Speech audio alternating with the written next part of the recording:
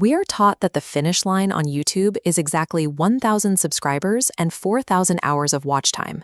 But chasing that requirement as your primary goal is a psychological trap that leads directly to burnout. This side-by-side comparison shows how volume loses to value. Channel A grinds gaming videos for 100,000 subscribers at a $4 CPM. Channel B has 5,000 subscribers in finance, but uses off-platform funnels to generate 5 times the total revenue. Successful creators design their monetization as a deliberate business model from day one, regardless of where they sit on the subscriber ladder. As a creator, you face a central trade-off. You can choose to chase millions of views for scale-dependent passive income, or you can accept the friction-heavy work of actively selling to a smaller crowd. Relying solely on AdSense leaves you entirely vulnerable to sudden algorithm shifts. But building active sales funnels means you risk becoming a full-time marketer instead of a video creator. To figure out your correct path, we need to break down the 4 pillars of YouTube revenue and match them to your size. Because the specific revenue lever you pull will ultimately dictate what videos you make, who you target, and exactly how you spend your time when the camera is off. This matrix charts your options based on 2 realities: operational effort on the bottom and your revenue ceiling on the side. Pillar 1 is AdSense, sitting down here in the low-effort sector. Scaling this requires massive view velocity and ruthless niche selection. A finance channel earns $15 to $22 per 1,000 views, while a gaming channel might pull in just 3 to 7. The primary appeal here is that AdSense generates true passive income indefinitely after you hit publish. But you surrender a massive 45% cut to YouTube right out of the gate, and your paycheck remains entirely at the mercy of the algorithm. Pillar 2 is fan funding, super thanks and memberships, which unlocks at just 500 subscribers and sits right here in the medium effort, medium revenue zone.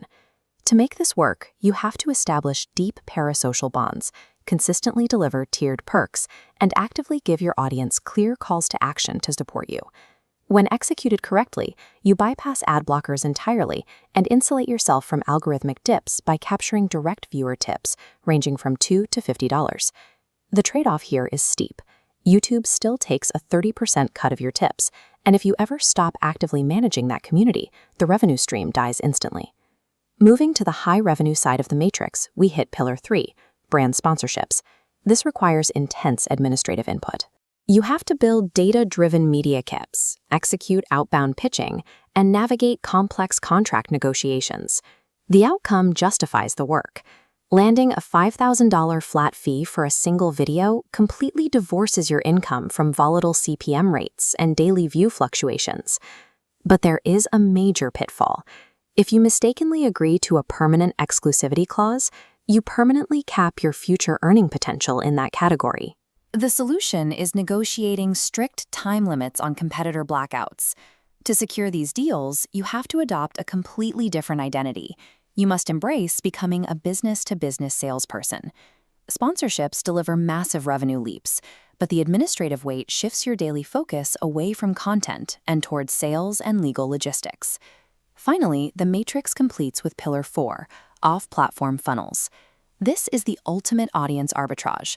The operational input is heavy. You must build free lead magnets, set up landing pages, and use content hacking to direct highly targeted search traffic off of YouTube. By doing this, you capture your audience via an email list and keep 100% of the profits from your back-end products. This is completely viable, even if your channel has 0 subscribers. The trade-off is fewer friction. Getting someone to leave YouTube is incredibly difficult, forcing you to learn copywriting and email marketing, which pulls your time directly away from video creation. Now, there is a silent margin killer affecting all 4 of these pillars: taxes. This cascading chart shows the reality of the math. You start with $100,000 in gross revenue. After organizing your 1099s, YouTube takes its 45% cut. Then you are hit with a 15.3% self-employment tax, leaving a drastically smaller true net take-home. Remember, that 15.3% U.S. self-employment tax is taken out before your standard income tax is even applied. When you ignore these operational realities, your gross revenue numbers mask a thin margin business that pays you far less than your effort warrants. You cannot pull all 4 of these levers at once without a dedicated team. Trying to do so will lead to burnout. You have to sequence your revenue streams. This blueprint scorecard separates your strategy into 3 distinct size tiers. If you are a micro creator under 1,000 subscribers, ignore AdSense. Focus exclusively on off-platform funnels using targeted, search-based content. For the mid-tier, between 1 and 50,000 subscribers, you activate fan funding and brand sponsorships. You treat your small, loyal audience as a premium asset.